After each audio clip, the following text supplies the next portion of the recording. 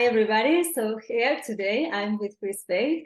Chris Bate is a business English coach for professionals. He has an incredible trajectory working for more than 20 years as an English teacher, but now he is just starting to implement more coaching into her approach. And so for today, we're gonna ask him about what he does and how he helps international professionals with their English communication skills in all different things, presentations, like the way that you can become more confident about it, networking, all of this stuff. So it's a really great conversation that I'm very excited. So hi, Chris. Welcome to the podcast. Hello, Anna. Hi, great to be here with you today. And I'm very, very, very happy to have you and to pick up your brain and know about what you do and how you help professionals, non-native speaker professionals with their English communication skills. So the first thing I would love to know is to tell us a little bit about your story. I love stories and I love to know how you became the business English coach you are today, having your own business, and also you're living in Mallorca. And I love Mallorca a lot. So have you been, Anna? Have you been to Mallorca? I've been there once. I live in Menorca for some months. Oh, okay. And I'm in love with Balearic Islands. I think it's paradise. It's like such me a beautiful place. Me too. Well, I've been here for 20 years, more than 20 years. So something is working. I'm liking something here. Yeah.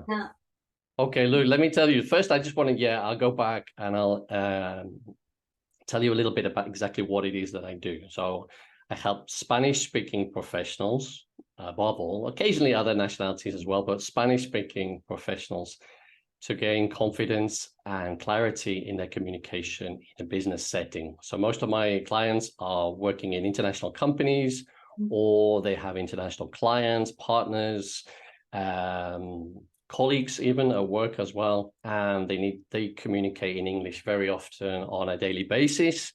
And so I focus my coaching in two areas. One is the communication, so knowing what to say and how to say it, so you can really get your message across. And then the other aspect, like you said, is the confidence area. Now, this is something that is really important, and without that, the communication alone is not any good. You need to combine the combination of the two, and that's where I tend to focus my coaching. Yeah. Now, how did I get here? This is a good question, and I'll give you the short version, okay? Because I could be here a long time, So I'm originally from the UK. I'm from a city called Leeds. It's in the north. I don't know if you've been. Have you ever been there? I haven't been to Leeds, but I know I've been to London, of course, many times. But I know it's in the north. That's right. Yeah. So it's about a level with Manchester, right? Yeah. It's only an hour from Manchester, really. Okay.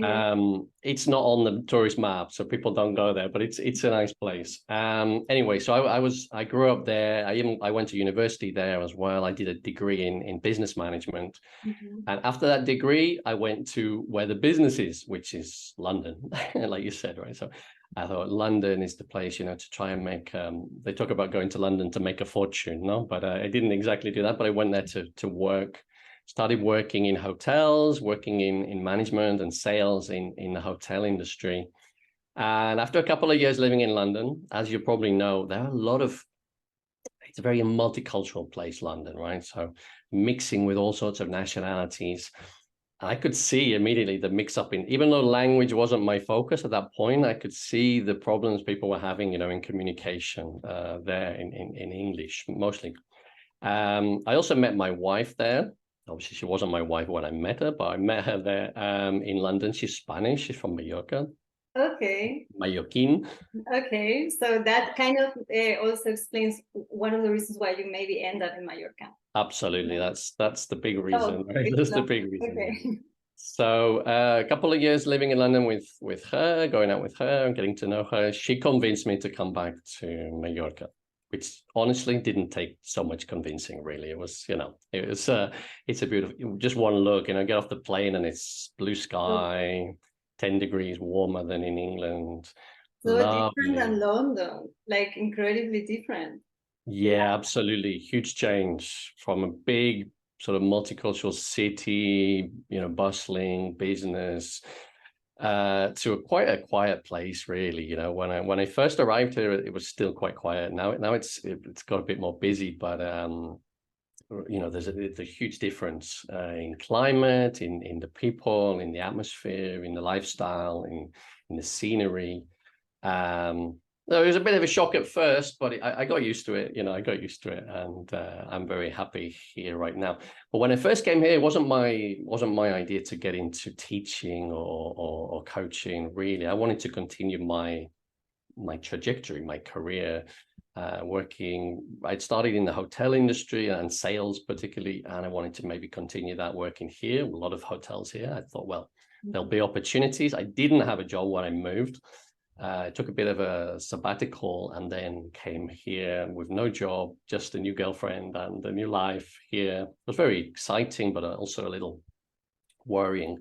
So I was looking for work, and then some friends and family members of my wife just started contacting me saying, yeah, being an Englishman, would you come and speak to us in English? Would you, just chat, have conversations with us? We just want to speak.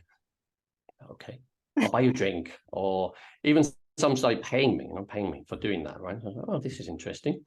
Continued looking for work on the other hand, but this was, and it became like friends, and then they would have their contacts, and then more and more people started doing this.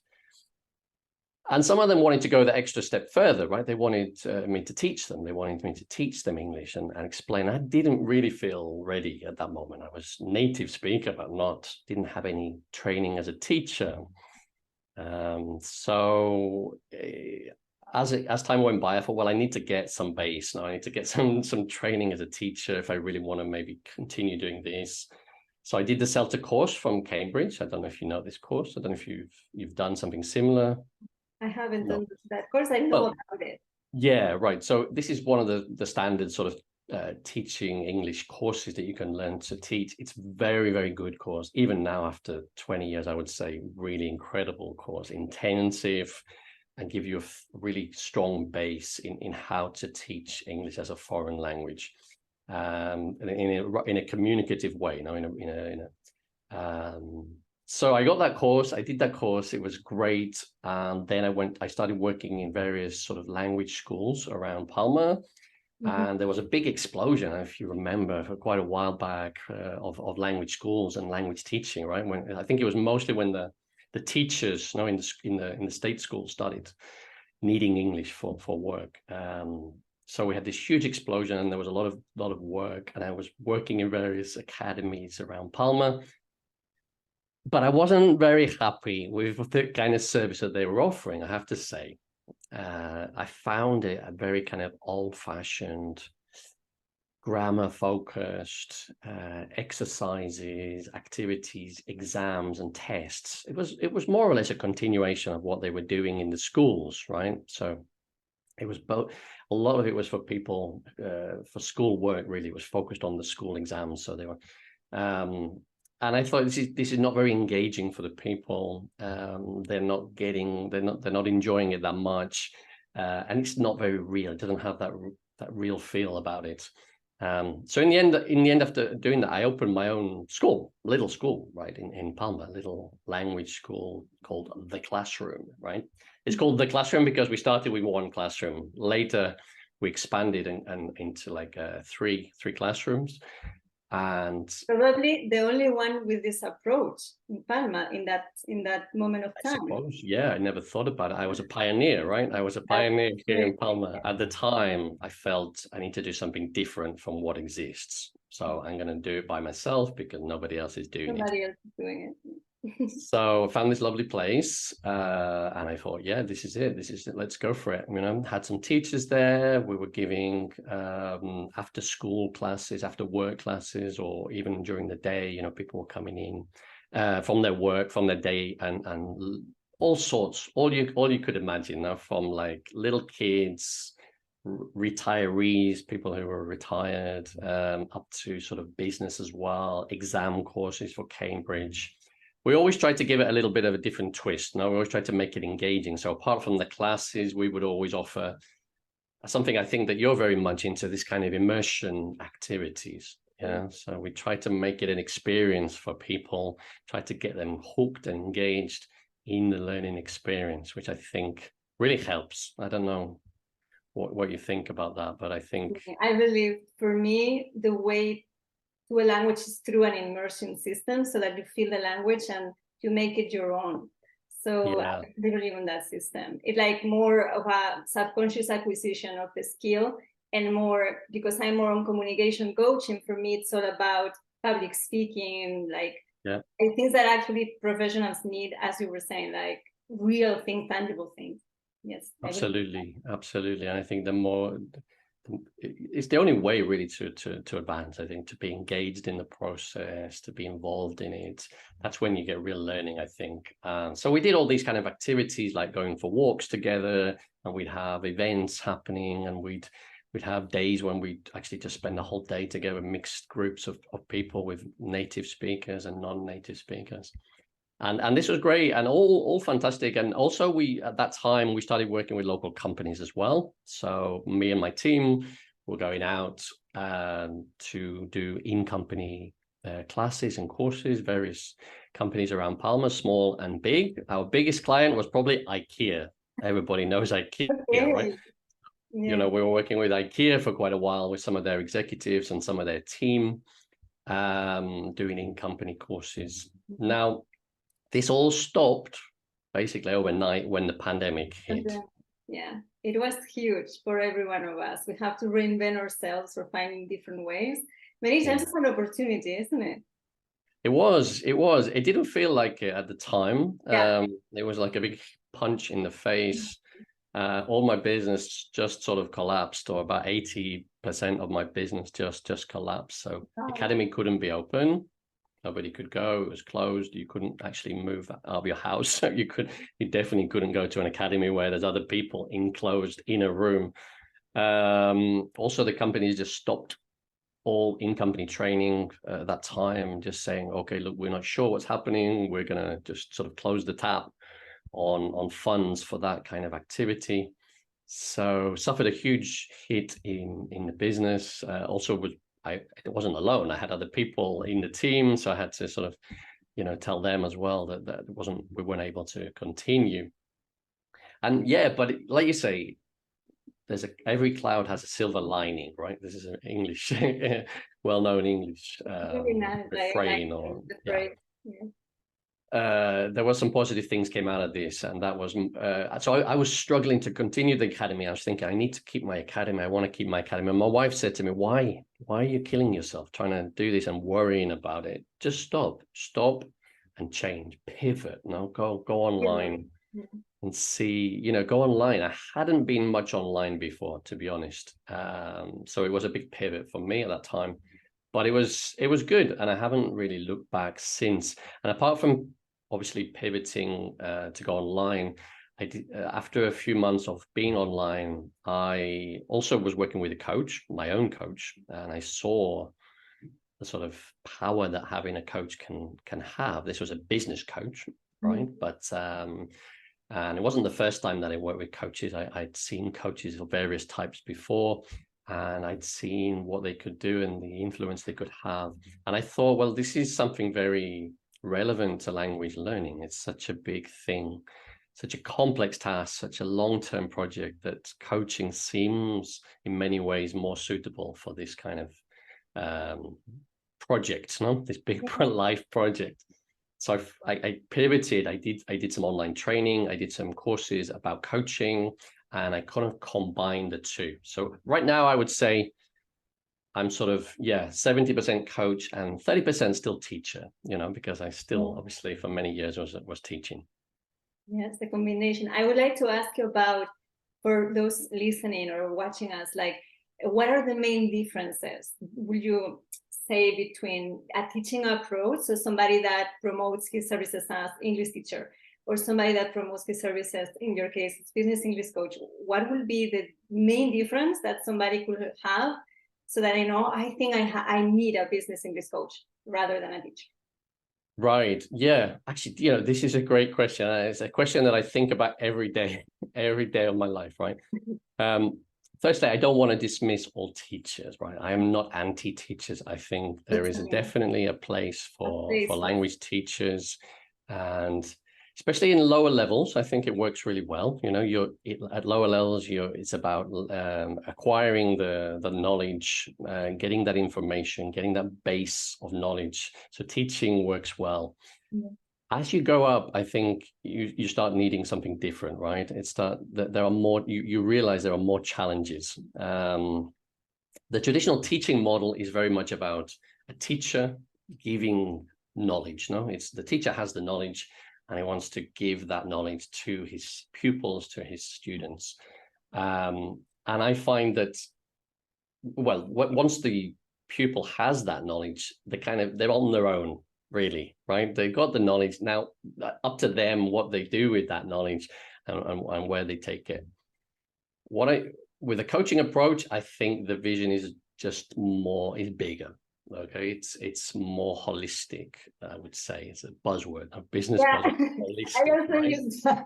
I like integral, but yeah, it's a holistic vision. Yeah. Holistic approach. So we see the bigger picture. There's much more than just acquiring knowledge involved in this kind of journey of becoming confident and fluent using English.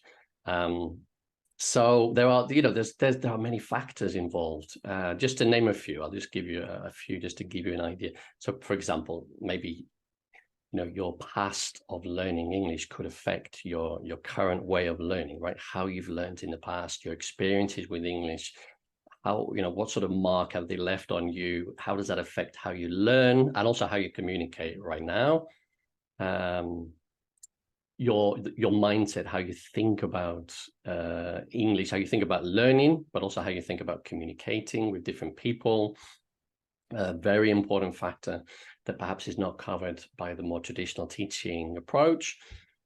Confidence is such a complex thing as well, that we try to, so in coaching, or the coaches that I've spoken to and my vision is kind of is looking at the bigger picture, identifying not only what would they need to learn and how to learn it, but what are the obstacles to that process, perhaps, identifying what those obstacles could be, and then really incorporating like a real techniques, strategies to try to overcome those, whatever they are, right? So it's not always about knowing the language. There are sometimes other more complexities involved. Yeah, exactly. And for example, for somebody that wants to be effective in their communication in business English situations, what would you say are the main struggles and how to overcome them for non-native speakers, for Spanish, for example, for Spanish and native speaking professionals that you have encountered, like that you will suggest these will be areas that if you focus more on them, your communication will be more effective for meetings, for example, or presentations? Okay, that's a really big question. And that's my work, and so that's what I'm doing all the time. And there are a lot of different areas that we could talk about in that question. But I mean, firstly, a couple of sort of mindset changes, perhaps, or let's say perspective changes, right? Because mindset is overused. So, the first one is, look, I mean, the way that you view these situations, perhaps you need to perhaps rethink that and look at that maybe in a different way. Those situations are professional situations, business situations. It's not an English test. People need to understand, and they want to understand you, and you need to understand them, and it needs to be communication. So it's not a test, and there should be no bad intentions on either side. No, there should be no. If there is, really, that's not your problem. Actually, that's probably the other person's problem. That we need to look at that in a different way, perhaps. It's perfectly okay to make mistakes. This is a language which we're using as a tool for communication in an international level. There should be allowances for that. I think, right? There should be allowances for that within, and hopefully most good organizations who work internationally are aware of those, that not everybody in their team, is impossible, is native speaker, and I have to make allowances for that. So if you need to repeat, you need to ask for clarification, you need to clarify yourself multiple times. That's fine. That's okay. Because again, it's this is international. It's an international situation that we're talking about here. Another one that I think also blocks people a lot is perfectionism. A big one, perfectionism, yeah. Yeah, perfectionism.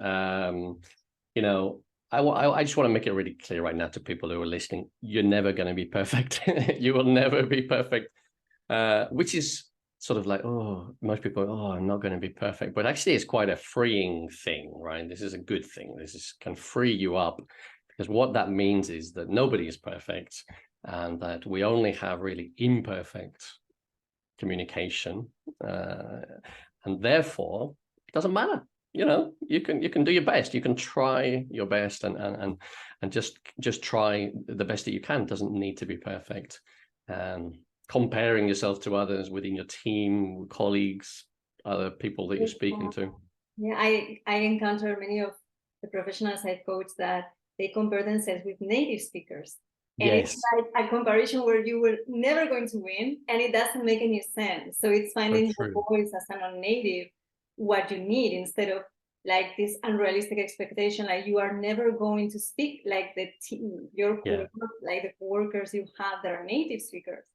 So I encountered I think one good thing you can tell yourself from the beginning is, I will never be like that. I will never be able to do that. And then go from there, right? Go, okay, well, I can't do that, but maybe I can get my message across. Maybe.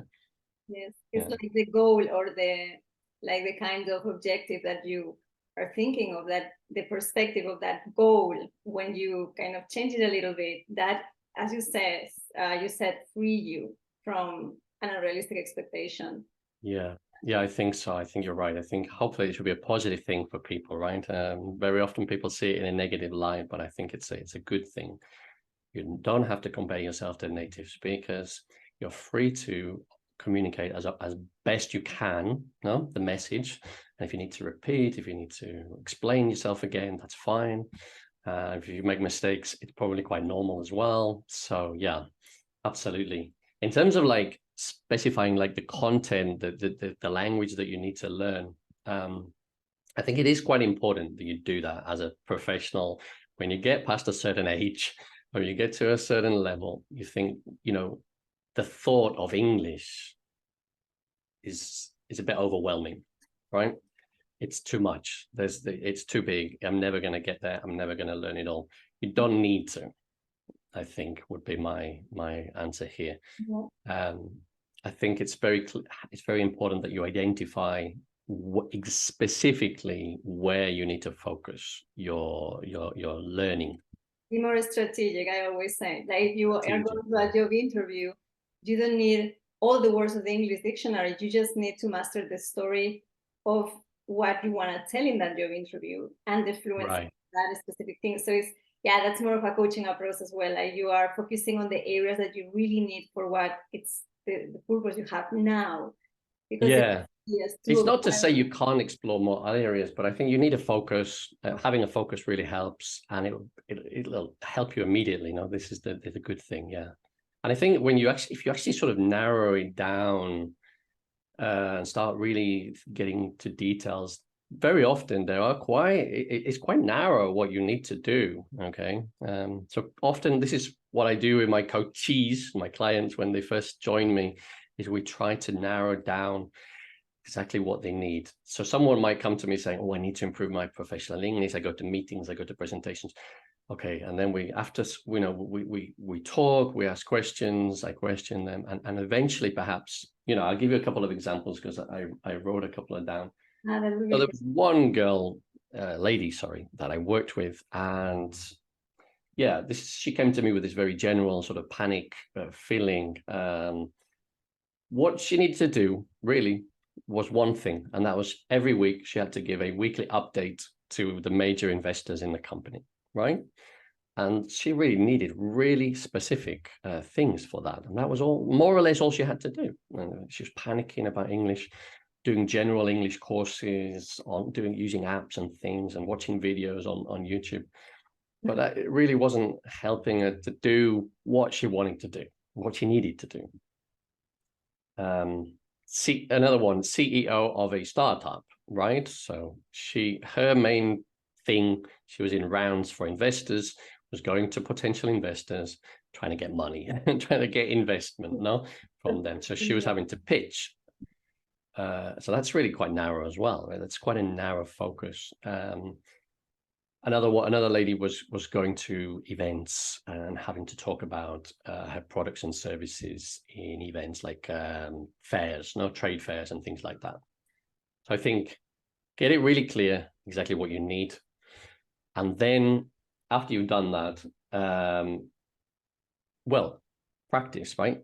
Identify the language that you need. Obviously, you might need help for that from a coach, or you potentially could do it yourself, but it's always useful to have a coach. Identify what language you need to do that with, and then practice a lot. Totally. And so you feel comfortable. Sorry, Annie. Yeah. Totally. No, I was going to say that also in all of those examples you gave is public speaking skills. So you need beyond language communication skills that, to present, to your body language, like all of these things that goes much way beyond language. You need the fluency, of course, but it's what you say, it's a holistic thing. It's all of these different elements. Like if your client was like really needing to pitch for a specific thing and you just put all of your energy in general English, it's not going to take you where you want. You're not going to see results. So that's a great tip for everybody listening. Like focus and be strategic on what you really need to see progress on that. In terms of the language that you need, yeah, definitely. I think it's good to get narrow, get focused on what you need, and obviously improve your general communication skills as well, right? So, combine the two. And practicing, I think, well, right? I'm sure you do like presentations and you speak on here. The more you do it, the better you feel about it, right? People underestimate, I think, the power of practicing multiple times. If I'm just going to do this every day for a couple of weeks in front of the mirror or with my mobile or whatever, or just alone when I can in the shower or when I'm making dinner, just repeating something that I have to do regularly at work, refining it, practicing it, building my confidence. After a week, couple of weeks, you're going to really feel confident doing that. You're not going to doubt your knowledge or your capacity to express that. So define what you need and then just go for it. Just, prepare it and then go for it, practicing. Exactly. And I think also for what you said about maybe when the client meets with you, he or she has an idea of what they need. And after maybe that coaching call, it's like, oh, but you need this other thing. It's like they're revealing the person, like what is actually the thing they need. So that clarity is everything, like you have been focusing on the wrong thing. It's like many people that come from more of a teaching approach, they don't have results because those methods are not focusing on what they need. It's what you said before, like, not that is wrong or anything. It's just that it has a different purpose. If you need an exam preparation, maybe that will be the best thing to do. But if you are a professional and you have to go for meetings, some presentations, some pitching, then a coach will be much more suited for what you need in this moment. Absolutely. It's the reason that I love coaching business English. Really, was what you said is this connection with the reality. Sometimes people think business English is kind of a bit boring or formal, perhaps, but actually I see it much more real in many ways, because the things that I'm looking at with my coachees in our sessions together, the focus practice and the help with the communication, they're implementing very soon, usually, in the next day or the next week or in their lives, and they're actually using something really, using it as a tool. Exactly. I love that you said that, because I also agree that I think there is a huge misunderstanding. I hope people listening and watching us about what business English is or business English coaching, that maybe there is an element of fluency that has to do with the vocabulary you need or the jargon, but that's just 10% of this. Yeah. I think a lot of people think business English is jargon. Exactly. Technical jargon. Exactly. And for me, it's just one little part of it. Yeah, it's a little part of it. It's like there are so many other things. Okay, on the other things, I want to touch on the aspect of pronunciation just for a little bit, because okay. I find people also sometimes like feel less confident because of pronunciation, or like they are not being clear, people are not understanding them. So to what extent do I have to sound in a particular way? What is your perspective on that? And how we can deal with pronunciation in international context, across cultures? What would be your take on that? Okay, it's a great question. And this problem or this issue varies, I find, right, depending on the exact circumstances of my coachees. If they are, for example, working in international context, then I would suggest that, you know, having quite a neutral accent is probably the way to go for, right? This sort of aim for, you can keep your accent and that's not a problem. Your own accent, I think, as long as it's not interfering with understanding, should not be an issue. And I don't think this idea of aiming for a native sort of accent is really not necessary. It's really not necessary. I understand that native speakers can be difficult to understand. I understand that, yes. It's possibly more to do with the native speakers than the rest of the world, and perhaps the native speakers need to change in many ways. In fact, I know people who work in that area. Yeah, communication is a two-way street. It's not only the Absolutely. speaker, it's the listener, and it's adapting. It's like a dance. So yeah, it's exactly that. That native speakers are aware that they are in that specific communication moment where I need to adapt a little bit. And also you understand it's on you that you have to sound exactly like that. Yeah. Not at all. Not at all. So I think, you know, in an international context, like I said before, the idea is communication. So clarity, speaking, enunciating is good. You know, enunciating the words clearly, trying to aim for some kind of rapid speaking, native sounding accent would not be my ideal of a goal, no, of an objective in this context. It changes. Maybe this changes a little bit. For example, if you have to go and live in England.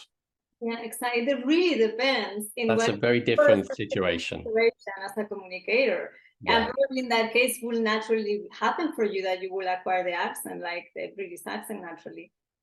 Yeah, that presents different challenges. I understand that is a very different situation if you're having to go and live in England, or perhaps work in a purely sort of British or American company, even externally, but all your colleagues are there, then you will have to kind of focus your learning and understanding more in those accents and in the specific. A lot. I think like language really helps feel that belonging in a way in that company culture. So if you're in a company culture that is like mainly British, like I think that will give you an advantage. So play your cards wisely. Like, I will try to do a little bit of that, like mastering that British accent a little bit in that situation specifically, because it will. Yeah, absolutely. Well, to be honest, if you go to a British company, you're not really going to have much choice in that matter, unfortunately. That is the way of the world at the moment still. I think that many I'm just going to say a quick note about native English speakers. Yeah, I think I know people who work in an area, a very different area from me, but very interesting, which is coaching native speakers, native speaking business people, American and British companies to communicate better internationally with international colleagues. Interesting. Yeah, in English, right?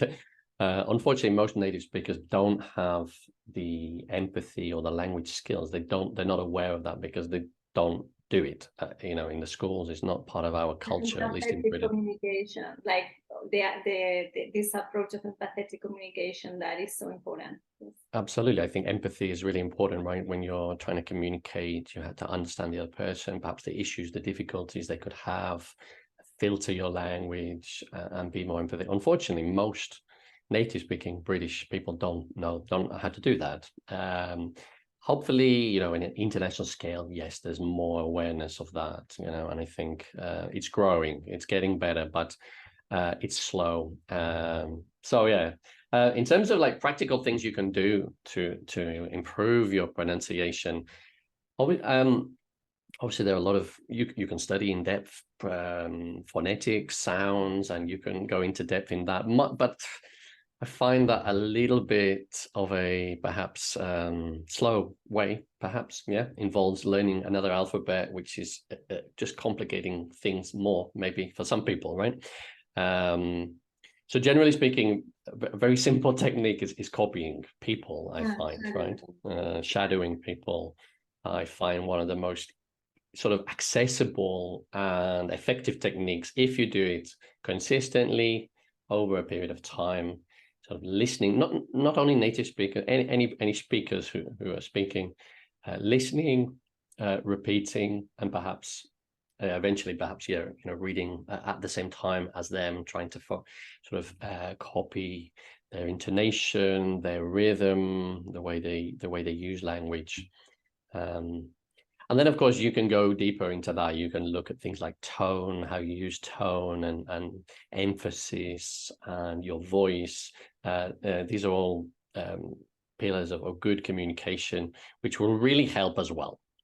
Yes, totally. There's a lot that you communicate with those stress patterns or intonation or the rhythm or the way you sound, because you could be sounding a little bit robotic, or you know, like finding in a way the natural way you want to sound in this language. I think it's very important as a public speaker. Yeah.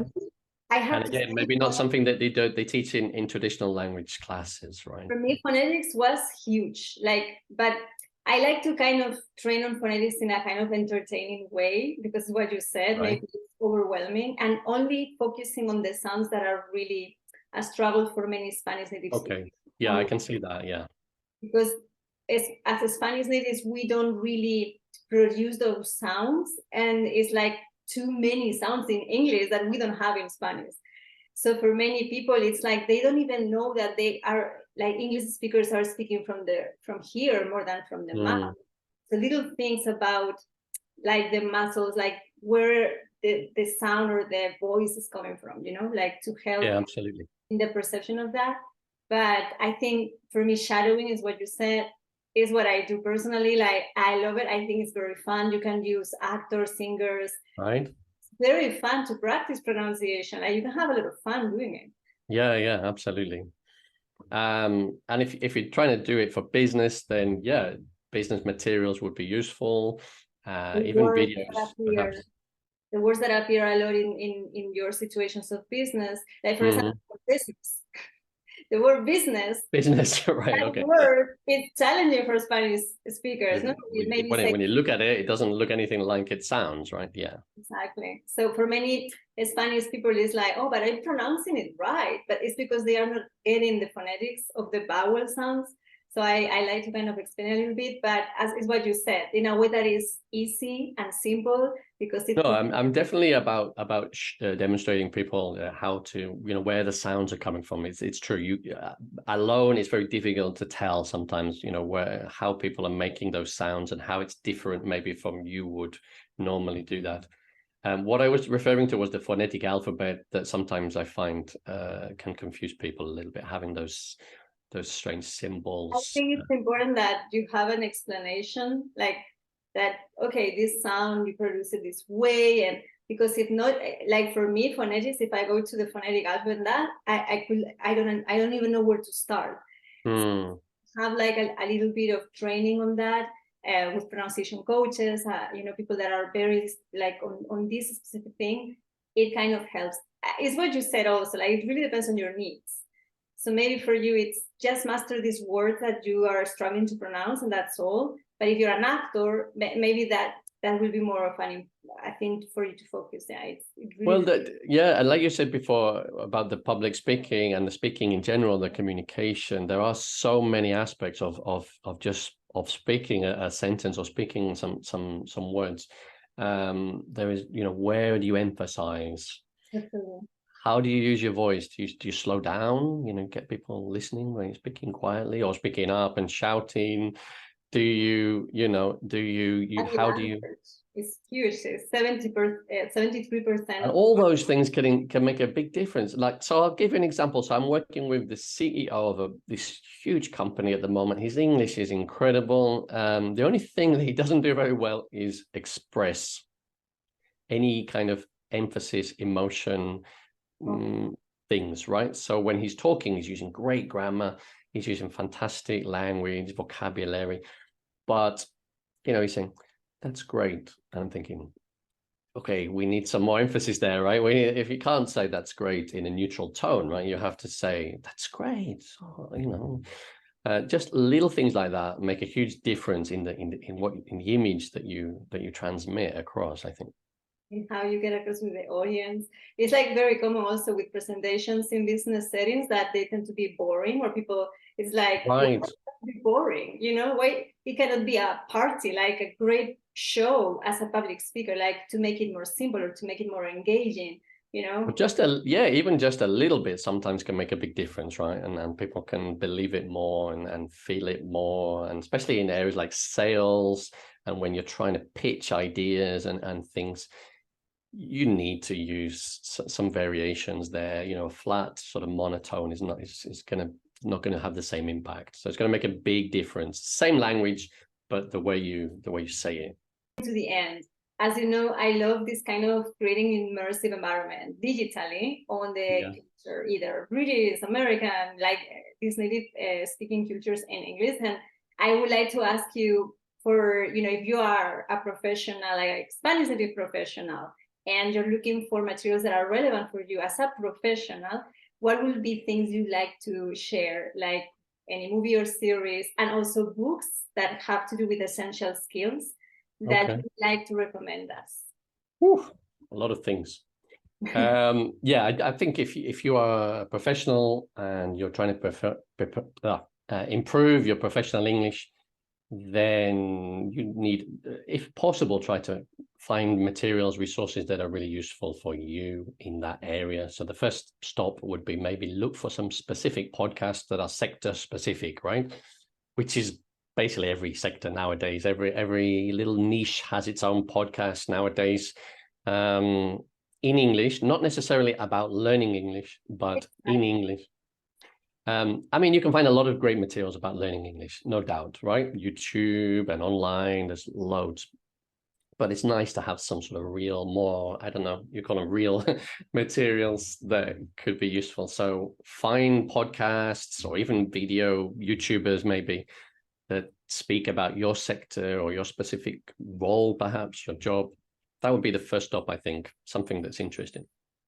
And try to watch those regularly, and try to listen to those, copy those, listen to the language that you're using, copy them, like we talked before. Shadowing also is interesting. Yeah, I think that is such a great advice, because as a public speaker, what you need is kind of examples of people that are public speaking in that topic. Absolutely. So that's their job, right? That's what they do. Exactly. So it's kind of the best thing to do, like to find materials. If you're in IT, go find podcasts about IT, all of the ones you can find, like blogs, articles, and immerse yourself on that. Totally. I really like that advice. Yeah. If you want something a bit more fun, like a bit more, that might be fun for some people, but a bit more entertaining, just on a kind of a relaxing, but you still want to improve, you still want to help, then TV series, movies, of course. My recommendation always with that is don't overwhelm yourself. Like, it can have a detrimental effect sometimes. Watching a 2-hour movie that where you only understand 5% is quite depressing. So keeping it short usually is my recommendation. Something that's relevant, interesting for you. TV series that I usually recommend for sort of if your English is intermediate level, around intermediate level, or slightly above, would be things like Downton Abbey and The Crown. I recommended those. That's English are like the British English is so beautiful in those two. It's a very British thing, right? These are British series. They use the RP, the received pronunciation quite. It's a little bit easier to understand than perhaps some of the more slang, street level, colloquial language. There's Sherlock as well in the UK, Sherlock, which is a great detective series. Yeah, And it's again, this they use actor that is really good. I will not even try to spell his name because it's like it's the same guy who was in the Avengers, right? Benedict exactly. Cumberbatch or Batch. I don't even try to spell the name because it's so Yeah, challenging. so proper, But so British. that's such a good actor. Yeah, Sherlock. It's a great also recommendation. Yes. Regarding business, yeah, most of the business drama series are American, actually, I think. So things like Mad Men and Suits and Succession. I love that one. Succession is my favorite one. Yeah, I think it's got to be the best one. Yeah. Um, although they do have a couple of British actors in there, actually, in Succession. Yeah, right. The father is, I think, from Ireland. Yeah, and the son-in-law as well. What the tall blonde guy? Yeah, he's the British. tall one is British. Yes. So yeah, they're good. And if you're like specific, for example, if you're working in sales or you're pitching or you're like have a startup or something like that, there are some series about pitches maybe that are quite popular and fun to watch, right? The couple in England, Dragon's Den, and there's another one called The Apprentice as well, which is about building a business and starting a business. Yeah, I really like the Wolf of Wall Street. Like there are things that it's great to see how he pitches. You know how he does that, and yeah, but it's what you say, like finding real materials as much as you can on that very thing you need to do, so you can imitate or you can also find the jargon and the fluency piece. So yeah, all of those are great recommendations. Thank you. If you want, I can give you a couple of book recommendations as well. Let me just grab them for you. Yeah. The first one is not it's not very original. It's a classic, but everybody loves this one. Can you see that one? No, you can't see that one. Yeah, it's kind of blurred, but Atomic, yeah, now, yes. Atomic Habits, right? It's classic for good reason, I think, because it's fantastic and so relevant for learning a language. So many things you can learn about it. It's changed, I think, my life a lot, this book. I really can say that truly, not just... It's a life-changing kind of book, so it totally has the potential to change your life. And I think with such a big project like language learning, you need habits, no doubt about it.